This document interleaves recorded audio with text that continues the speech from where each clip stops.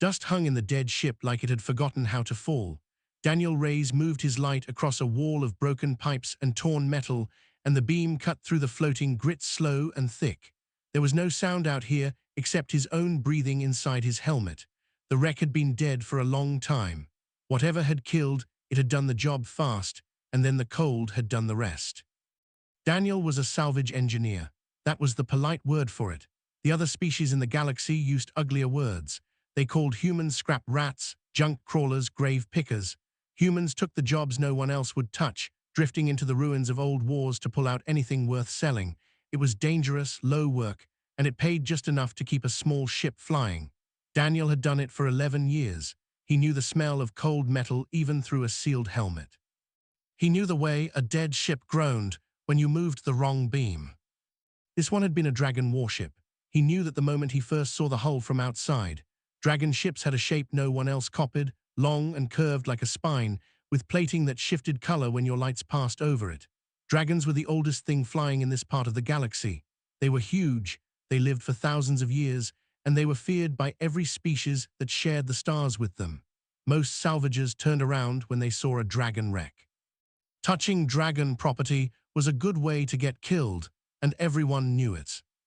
Daniel had not turned around. His ship needed money, his crew needed money, and dead was dead.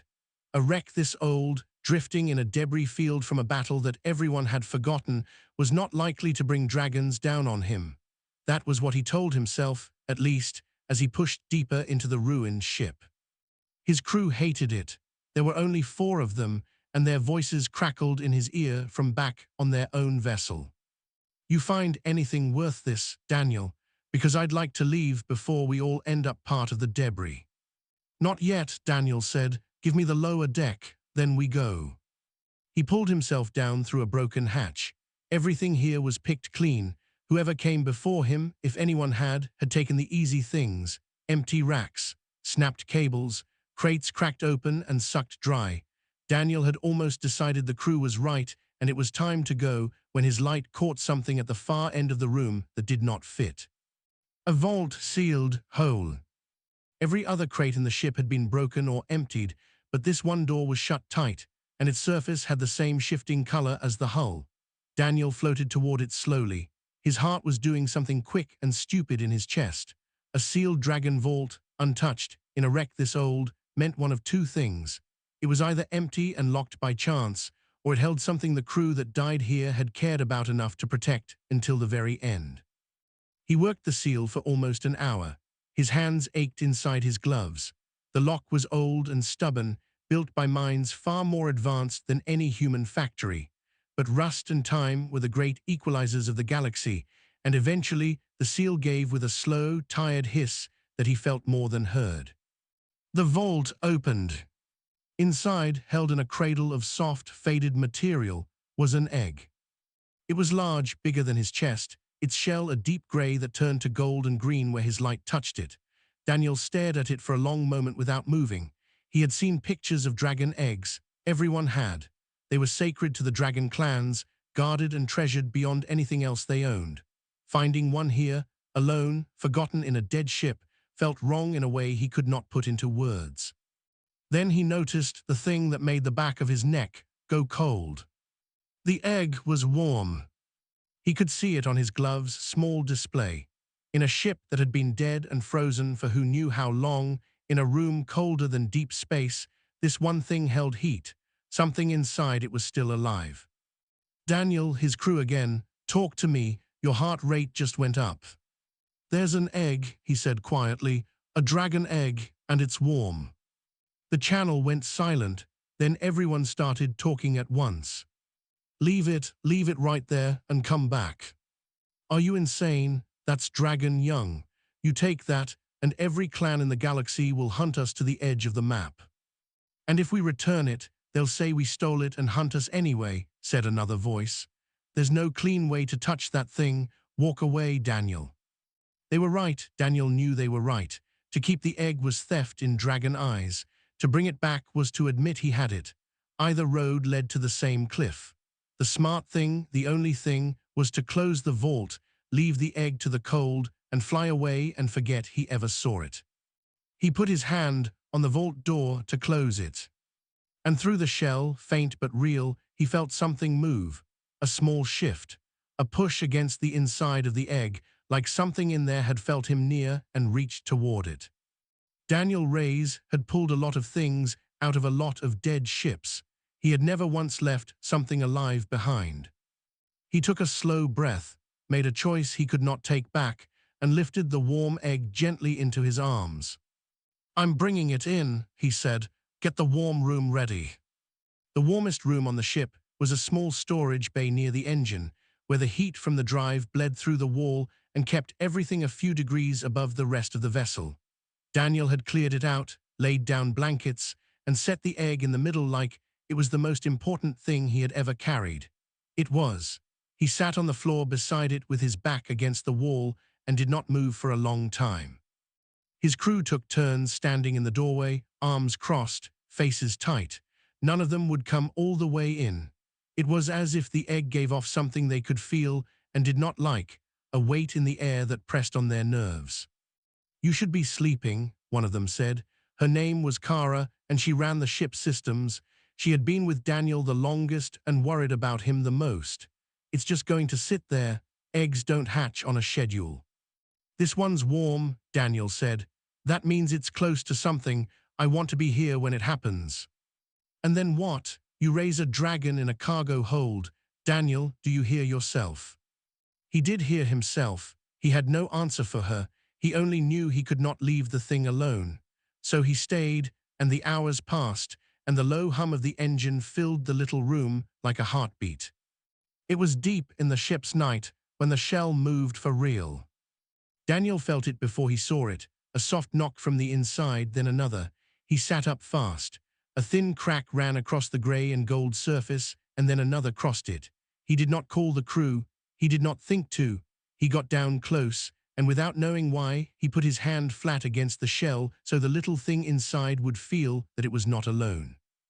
The egg broke open in slow pieces. First a hole, then a widening, and then a small clawed limb pushed out into the warm air. Daniel helped, gently, pulling away the loose shell so the creature could get free. Bit by bit it came out into the world, wet and folded and shivering. It was a dragon, of course it was, but nothing about the pictures had prepared him for how small and helpless it looked. Its body was no bigger than a large cat, its wings still stuck to its sides, its scales a soft, changing color that could not decide what it wanted to be. Its head was too big for the rest of it. It wobbled. It could barely hold itself up. And then it opened its eyes. They were bright, deep, and far too aware for something that had been alive for only seconds. The little dragon's gaze moved once around the room, unfocused, searching. Then it found Daniel's face, and it locked on, and it did not look away. Something passed between them. Daniel could not describe it later, no matter how many times he tried. It was like a door he did not know he had was pushed open, and something warm and curious came through it and settled inside his mind. He felt the little creature's fear, its cold, its confusion, and under all of that, a single clear feeling that was aimed straight at him. Trust. Total, complete trust, given to the first face it had ever seen. The hatchling shivered and pressed itself against his hands, and then it made a sound, not a cry, not an animal noise, a word, small and broken and shaped with effort in the shared speech that most species of the galaxy used to talk to one another. "Daniel." He stopped breathing. It said his name, weak, rough, barely there, but real.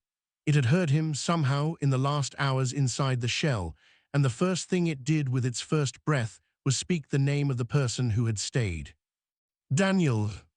A door slammed. Kara was in the room, and behind her the rest of the crew, all of them staring, all of them pale. "Daniel, did that thing just talk?" "It said my name," he answered, and his own voice sounded strange to him. "That's not possible." The ship's pilot, a heavy, quiet man named Otis, shook his head slowly. "Dragons don't talk when they hatch. Everyone knows that. They can't. It takes them years. And they never bond with anything but their own kind. This is wrong. This is all kinds of wrong." Daniel barely heard him. The hatchling had climbed fully into his hands now and refused to be anywhere else. When Kara reached toward it, meaning no harm, the little dragon shrank back and cried, until Daniel pulled it close again. It would not settle for anyone but him. It would not even look at anyone but him for long. Its whole small world had one thing in it, and that thing was Daniel Ray's. It imprinted, Kara whispered. She had read about dragons once long ago. The first mind they touch when they hatch, that's the one they bond to for life. It's supposed to be their mother. Another dragon, always another dragon. Never, she stopped, never a human. I'm calling him Soul, Daniel said quietly, and he did not know where the name came from. It just fit the small warm weight in his hands. He should have felt afraid. Part of him did. But most of him felt something he had not felt in years, a kind of fierce, quiet care that filled up all the empty spaces the work had carved into him. Then the ship's alarm broke the moment apart. Otis was already moving toward the front. When he spoke, his voice had gone flat and cold. We logged the salvage. The wreck sent out a ping when you opened that vault. Something heard it, he swallowed. A Dragon Clan patrol just entered the system, and they're coming right for us. A shadow fell over the little salvage ship, and it kept growing until it swallowed the light from the stars. The dragon vessel that pulled alongside them was 100 times their size. Its long curved hull blocked out the whole viewport, close enough that Daniel could see the faint shifting color of its plating and the deep glow of its engines. His own ship felt suddenly tiny and paper-thin, a bug next to a mountain. They're hailing us, Otis said. His hands were steady on the controls, but his voice was not. They want to board. Do we have a choice? Kara asked. With that thing beside us? No, if we run, they turn us to dust before we finish the thought. Daniel stood in the middle of it all with Soul held against his chest. The hatchling had grown quiet and tense, as if it could feel the fear pouring off the humans around it. Its bright eyes turned up to Daniel's face, looking for an answer there. Let them come, Daniel said. Running makes us look like thieves. We stand still and we tell the truth. The dragons did not send a shuttle. They did not need one. A section of the salvage ship's hull was simply gripped and held by the larger vessel, and a passage was joined between them, and through it came the envoy. It had to fold its wings and lower its head to fit through the human corridors, and even then it filled the space completely. It was an elder dragon, its scales darkened by great age, its eyes old and sharp and cold. When it entered the warm little room where the crew had gathered, the temperature seemed to drop. Everyone went still. No human on that ship had ever stood so close to something so powerful and so clearly able to end them. The envoy's voice, when it came, was deep and slow and rolled through the room like distant thunder. It spoke the shared galaxy speech with perfect ease. You have taken what belongs to the clans, it said. An egg was logged as recovered from the wreck of the ship you looted. Dragon young are not salvage. They are not property to be sold. Return the egg, and your deaths will be quick and without shame. Refuse, and they will be neither. No one answered. The crew looked at Daniel. The envoy's cold eyes followed theirs and settled on the small shape held in the human's arms. For a long moment the great dragon simply stared. Then something changed in its ancient face. Confusion first, which looked wrong on a creature so sure of itself. Then disbelief. Then a slow, rising anger that was different from before, sharper and more personal. That egg has hatched, it said quietly, and the young one is awake. Yes, Daniel said. Give it to me. Daniel did not move. Soul had felt the envoy's attention and had pressed itself as tight against Daniel as it could, its small claws hooked into his jacket, a low, frightened sound coming from its throat. When the great dragon took one slow step forward and reached out, Soul shrieked, a raw sound of pure terror, and buried its head against Daniel's neck. The envoy stopped. It stared at the hatchling, it stared at the human, and Daniel watched understanding move across its face like a shadow. It has imprinted, the envoy said, and its voice had lost some of its thunder. On you, on a human. On me, Daniel agreed. It said my name before it said anything else. I didn't ask for it, I didn't make it happen, but it happened. The great dragon was silent for a long time. When it finally spoke, it was almost to itself. This is not possible. A hatchling imprints on the first mind it touches. That bond is life itself. It cannot be broken without breaking the young one. In all the long history of my kind, no dragon has ever imprinted on prey, on a lesser species, on a human. The word came out heavy with old contempt, but there was something new under it now, something like fear. This is an abomination, or it is a wonder, I do not yet know which. Then don't break it, Daniel said. You said it yourself. Breaking the bond kills him. Your own law makes that bond sacred. I read that much before you came. The imprint can't be broken, not by me, not by you, not by anyone. The envoy's eyes narrowed. It knew the law better than any human ever could, and the law had just been turned into a wall it could not climb over. To take Sol from Daniel by force would harm the hatchling. To harm a hatchling was to break the deepest rule the dragons held. The clan's own tradition, the thing that made them who they were, now stood in the way of the clan's own demand. You use our law against us, the envoy said. I'm using the truth, Daniel answered. He chose. That's what your law protects, isn't it? The choice a hatchling makes with its first breath. He made his. I won't hand a frightened child to anyone, not even to you, and your own rules say you can't take him from me without breaking everything you stand for. The crew held their breath. This was the moment. Either the great dragon would decide the human was not worth the trouble of the law and simply crush them all, or it would not. The envoy drew back its reaching claw. It looked at Sol, still shaking against Daniel's chest, still refusing to so much as glance at any other face in the room. Something in the elder's expression settled into a hard, troubled stillness. I cannot take the young one without a ruling, it said at last. This has never been seen. The council must decide it, not I alone. Its cold eyes fixed on Daniel. You have bought your life for now, human, but do not mistake this for safety. When word spreads of what you have done, and it will spread, there are those among my kind who will not wait for any counsel. To them, this bond is a stain, and you are the thing that must be wiped away to clean it. It turned to leave, folding itself back toward the passage. At the last moment it paused. Guard the hatchling well, it said, almost softly. Whatever it is you have made, it is watching you the way our young watch their mothers. That is a heavy thing to carry. Then it was gone, and the great ship pulled away, and the stars came back into the viewport. But Daniel knew, holding Sol close, that nothing about his small life would ever be simple again. Word travels faster than any ship.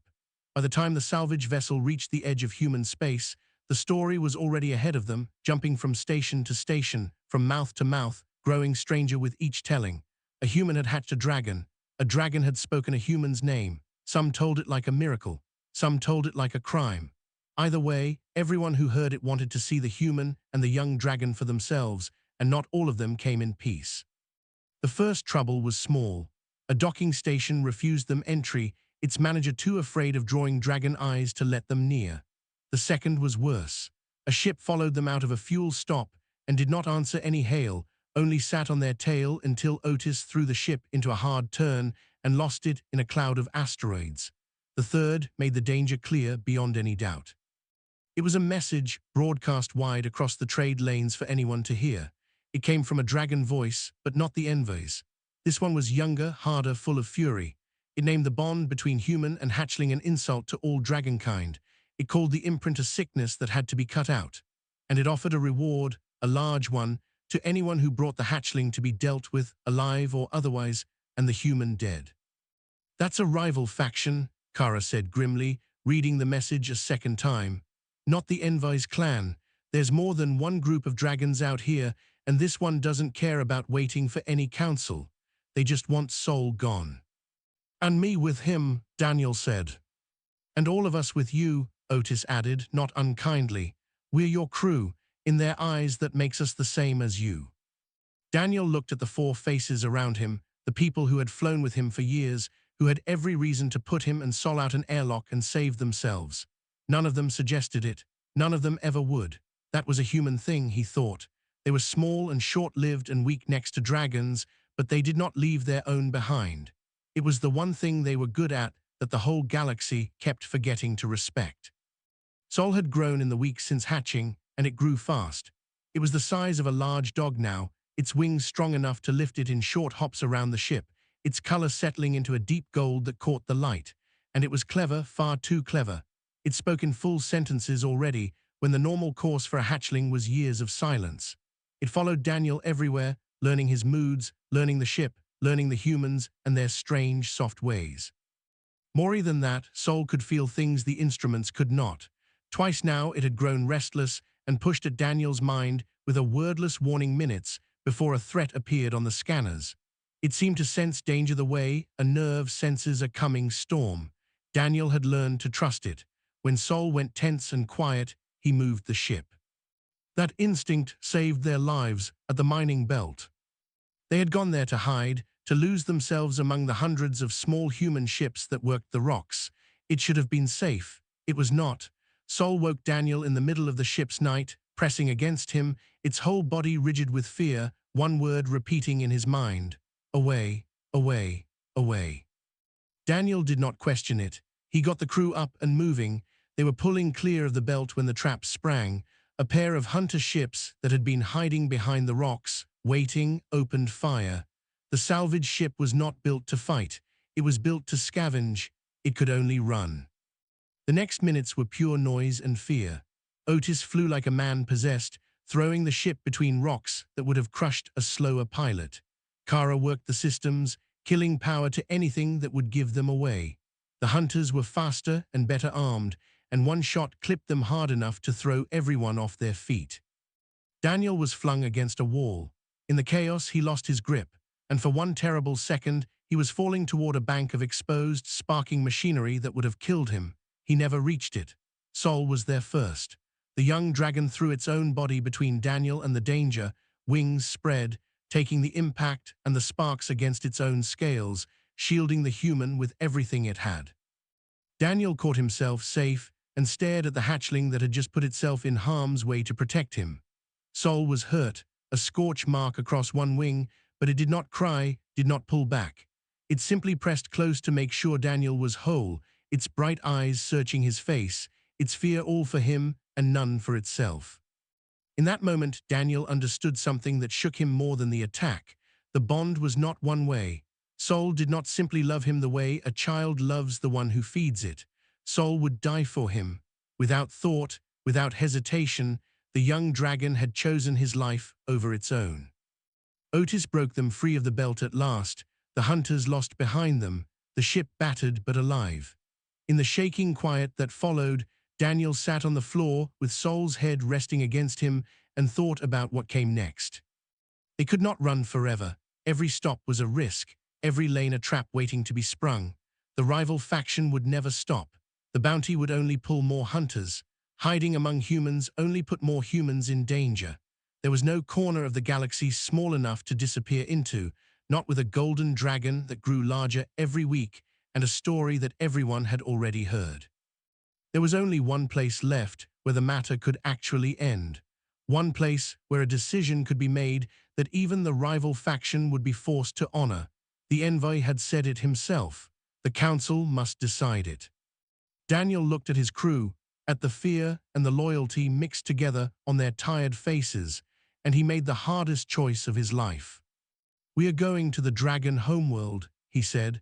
"I'm going to stand in front of their council myself. It's the only way this ever stops."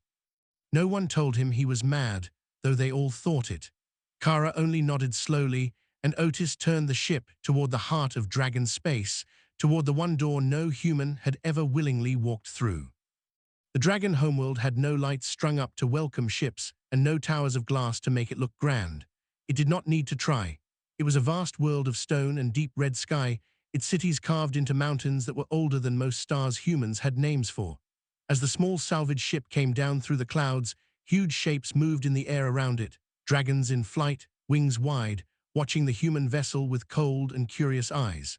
Not one of them attacked. Word had gone ahead of Daniel here too. They knew who was coming, and they let him come. The ship set down on a wide shelf of black stone before a hall so large that Daniel's mind refused to measure it.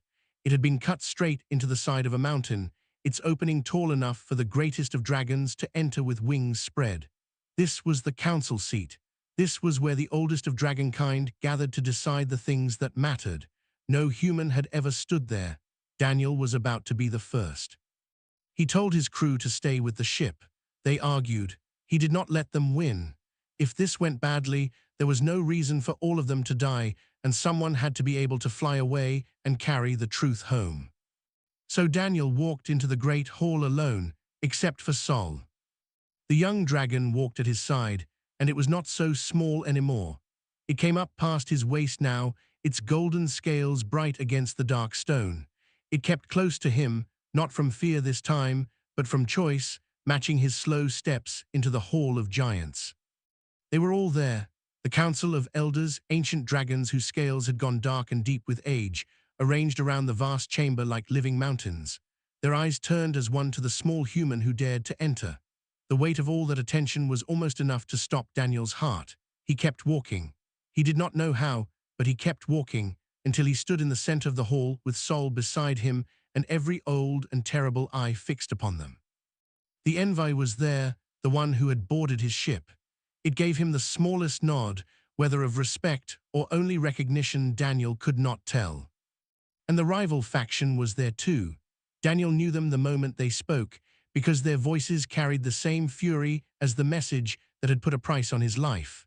One of them, a hard-eyed dragon with pale scars across its snout, spoke first, and its words rolled through the hall like a blow. "Look at it," it said, "a human walking freely among us, with one of our young at its heel like a tamed beast. This is the shame we have all heard of. This is the sickness. A hatchling twisted into bonding with prey. There is only one clean answer. The young one dies, the bond dies with it, and the stain is washed away. Let us be done with this insult." A low sound moved through the gathered elders, neither agreement nor denial, only the deep weight of many minds turning over a hard thing. Some of them, Daniel saw, looked at Sol with disgust. But others, the oldest ones, the ones seated deepest in the hall, only watched, and their faces gave nothing away. The rival dragon turned its scarred face to Daniel. "You may leave with your life, human. That is a mercy you do not deserve. Walk away. Forget the young one. Return to your kind and speak of this to no one, and we will let you go. Refuse, and you will die here beside the thing you should never have touched." It was a real offer. Daniel understood that. His life freely given for the price of walking out and leaving Sol to die. He could go home. He could fly away and live. He looked down at Sol. The young dragon was looking up at him, and through the bond Daniel felt everything it felt, the fear it held down, and under that fear, the same total trust it had given him the moment it broke free of its shell. It had said his name before it had said anything else. It had put its body between him and death without a heartbeat of doubt. Daniel raised his eyes to the council and spoke, and his plain human voice sounded very small in that vast hall, and he did not care. "Didn't steal him," he said. "I didn't force this bond. I didn't even know what it was until it was already done. I found an egg in a dead ship, warm and alone, and I couldn't leave a living thing to freeze. That's all I did. I stayed. And when he hatched, he chose me. Your own law says that choice is sacred. Your own law says the bond can't be broken. I'm not asking you to make me one of you. I'm just asking you not to kill a child because he trusted the first face he saw." His voice did not shake, "And I won't walk away from him, not for my life, not for anything. Where I come from, we don't leave our own behind. He's mine now, the same as I'm his. You'll have to kill us both." The hall was silent. Then Sol stepped forward, and Sol spoke. It did not use the shared galaxy speech this time. It spoke in the deep, ancient tongue of the dragons, the language of the elders themselves, which no hatchling its age should have known, and no hatchling ever spoke so soon. The words rolled from its small chest, clear and strong, and every elder in that hall went utterly still to hear them. "I chose him," Sol said in the old tongue. "With my first breath, with my first word, I chose him, not by mistake, not by sickness. I know what he is, and I know what I am, and I would choose him again. He is my imprint, he is my kin. If you break that bond, you break your own law and you break me. I will not be saved by his death, and I will not be freed by mine. I chose him, let it stand." The silence that followed was different, deeper. The rival dragon opened its mouth to answer and found no words worth speaking. And then, from the very back of the hall, the eldest of them all, a dragon so old its scales had gone the color of stone, so ancient it had not spoken in longer than most of the council had been alive, slowly raised its great head. Every elder turned to it. When it spoke, its voice was quiet, and the whole hall leaned in to hear. "In all my years," the eldest said, "no first imprint has ever been overturned, not once. It is the oldest law we keep, older than this hall, older than our cities. The hatchling has spoken. It names a human as kin in our own tongue with its own will." The great old eyes moved to Daniel and then to Sol, and something in them softened. "The bond stands. Both shall live. Both shall be protected under the law of the clans. Let no dragon raise claw against them, on pain of standing against everything we are."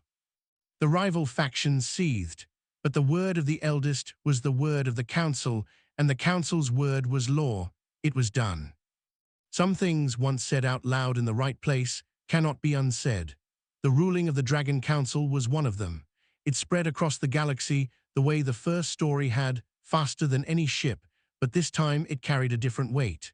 The oldest and most feared species in the stars had looked at a human and named him kin to one of their own. And the galaxy, which had spent so long calling humans scrap rats and junk crawlers, went quiet, and then began to think again about what humans might be. Nothing changed all at once. That is not how things change. But little by little, doors that had been shut to humans began to open. Traders who would not have spoken to a human salvager now wanted to talk. Species that had looked down on humanity for its short life and its reckless heart now looked twice and wondered. If a dragon, ancient and proud, could choose a human as the first and truest bond of its life, then perhaps humans held something the old races had missed. Perhaps being short-lived made them fierce. Perhaps being small made them brave. Perhaps their stubborn refusal to leave their own behind was not weakness at all. Daniel did not think about any of that in the days right after the ruling. He was too busy staying alive. The rival faction had lost before the council, but losing did not make its hate go away. It only made the hate desperate. If they could not have Sol by law, some among them decided they would take the young dragon by force before the ruling could take hold, and beg forgiveness after it was done. They came one last time, hunting the salvage ship as it left dragon space, throwing everything they had into a final strike. But this time Daniel was not alone, and this time he was not weak. His crew stood with him, as they always had. Kara held the ship's systems together through the worst of it. Otis flew like the whole thing was a dance only he could hear, and they were not the only ones who stood. The Envoy's clan, bound now by the eldest's word to protect the bond, came when the rival faction attacked. Great dragons filled the black sky around the little human ship, and where before the sight of them had meant death, now it meant safety. The rival hunters, caught between an escort of elders and a bond the whole council had sworn to defend, broke and fled. Some did not flee fast enough. The matter was ended, fully and finally, and it was never raised again. After that there was quiet. Real quiet, the kind Daniel had almost forgotten. The bounty vanished. The hunters stopped coming. The story stopped being a scandal and started being something else. A thing parents told their children about across a dozen worlds. The tale of the human who would not leave an egg to freeze and the dragon who spoke his name. The years passed, as years do. Sol grew. That was the plainest and most amazing fact of all. The little wet thing that had fit in Daniel's 2 hands, that had once shivered and pressed against his neck, became huge. Its wings, when spread, could throw a shadow over a landing field. Its golden scales grew deep and bright and strong. In time it was large enough that Daniel could climb onto its back and ride between the stars with nothing but the bond and the wind, a thing no human had ever done and lived to tell. But Sol never changed in the ways that mattered. It never lost the voice that had first shaped Daniel's name. It never forgot who had stayed. It flew beside the salvage ship on the long hauls, a golden shape against the dark, and it slept curled near Daniel on the quiet nights, and the trust it had given with its first breath never once wavered in all its growing. They still worked salvage, sometimes for old time's sake, but the work was different now. No station turned them away. No one called Daniel a grave picker to his face, not with a dragon at his side. He had become, without ever meaning to, a bridge between two peoples who had never before had a reason to reach for one another. There is a moment, near the end of this, worth telling plainly. Years on, a young human, barely more than a child, found their way to where Daniel and Sol were docked, drawn by the story like so many others. The child stared up at the enormous golden dragon with wide, unafraid eyes, and asked the question that everyone always wanted to ask and few ever dared. Why would a dragon pick a human? You could have anything, you could have your own kind. Why him? Sol lowered its great head until one bright, ancient eye was level with the child, and when it spoke, its deep voice was gentle. Because he stayed, Sol said. When it would have been safe to leave, he stayed. When every reason in the galaxy told him to walk away, he did not. My first words were meant for one human, out of all the minds in all the stars. I have lived a long time now, and I have never once regretted a single one of them. The child had no answer for that. Most people did not. Daniel stood a little apart, older now, grey coming into his hair, watching the dragon he had pulled from a dead ship talk gently to a wide-eyed child. He thought about the cold vault and the warm shell and the small voice that had shaped his name before it had learned anything else. He thought about all the times the smart thing would have been to walk away, and how he never once had. The galaxy had spent a long time believing that humans were small and weak and did not matter much. Maybe they were small, maybe they were weak next to dragons, but that had never been the point. The strength was never in the size or the years or the power. It was in the choice. The stubborn, loyal, human choice to stay when everything said to go. That was the thing the old racers had missed. That was the thing a hatchling had understood with its very first breath, when it looked up into the face of the one who had not left and made him kin and spoke his name into the dark. The end.